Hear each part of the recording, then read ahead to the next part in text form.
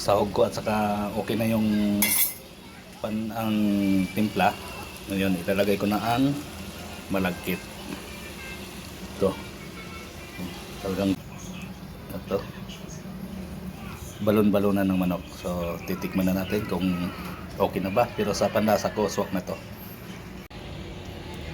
Menu namin ngayon ay tatawagin sa amin ay isang Balenciana. Ito piniprepare ko na ngayon ang ingredients para sa aking lulutuing Balenciana. Ay malagkit. Yan. Ganyan na yung kulay niya. Nilagyan ko ng pakulay. Malagkit yan, 1 kilo. Ito naman yung pork liver saka gigir or tawag ay batikulon at saka hipon. Ito po yung sahog niya. Lalagyan ko po ng green peas para po pandagdag halo sa aking lulutuing Balenciana. Yan po yung ingredients ko ngayon. Yan. Pakulo na tayo ng mantika. Yan. Saka ilagay yung garlic. Yan.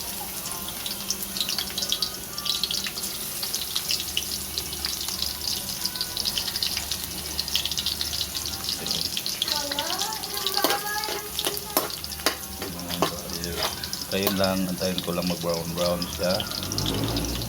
Yan. And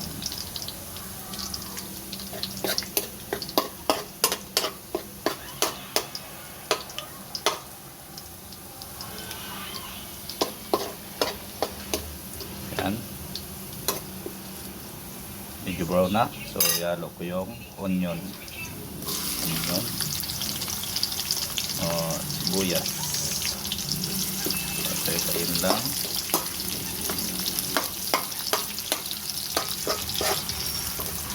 Yan.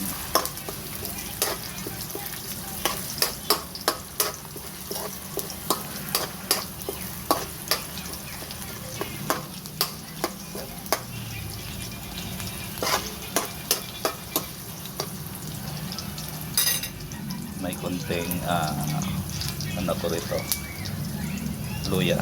Lagyan ko rin ng luya para bumango yung lulutuin kong Balenciana. Yan. Brown na siya.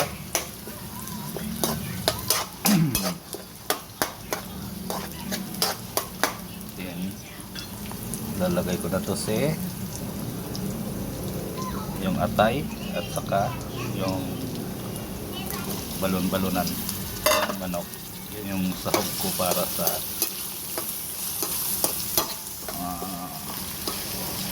lulutuin kong Balenciana.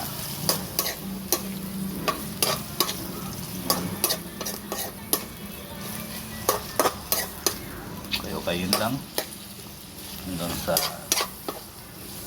lapit ng maluto. Pero lagay ko pa po ito ng kunting water para ma-absorb mo yung lasa mamaya sa imimix kong Balenciana. Ganyan. Then ilalagay ko na ang green peas. Yan.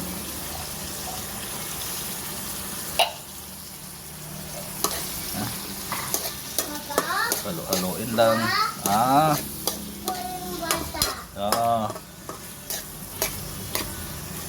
Haluin lang. Yan. Tapos buburan ko ng konting asin para pampalasa.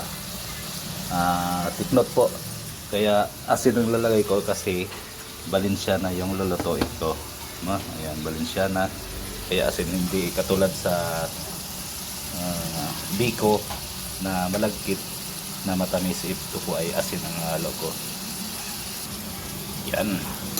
So halo-haloin ko ito hanggang sa actually kaya kunting halo lang to kasi yung mga ingredients ko rito na pinaglalagay ay pinakuluan ko na para mabilis maluto. Yan. ito na lang yung hipon ng sariwa kasi mabilis lang ito maluto yung hipon. Ilalagay ko na. Yan. Then, yan.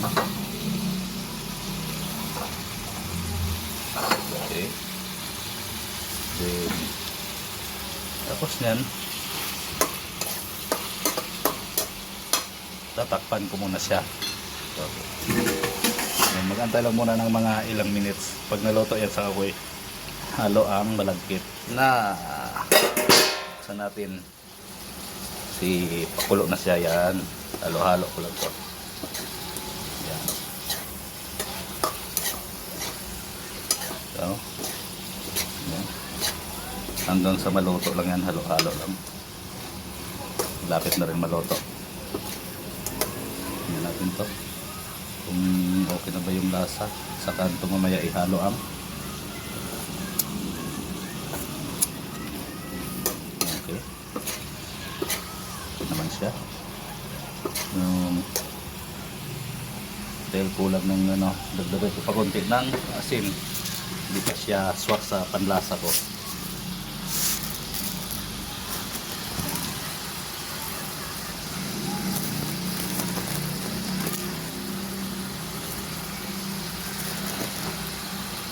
Para lumasa.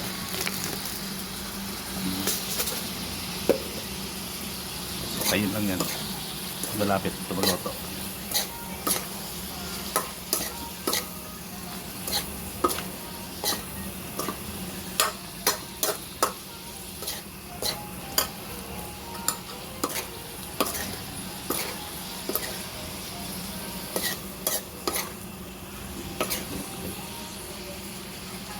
Maya-maya, halo ko na to.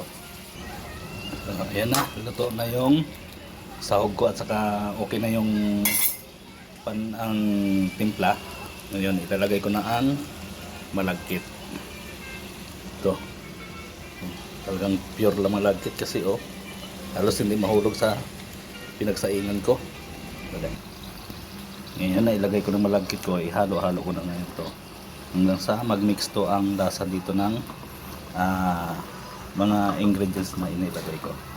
Ganyan lang, halo-haloin lang siya.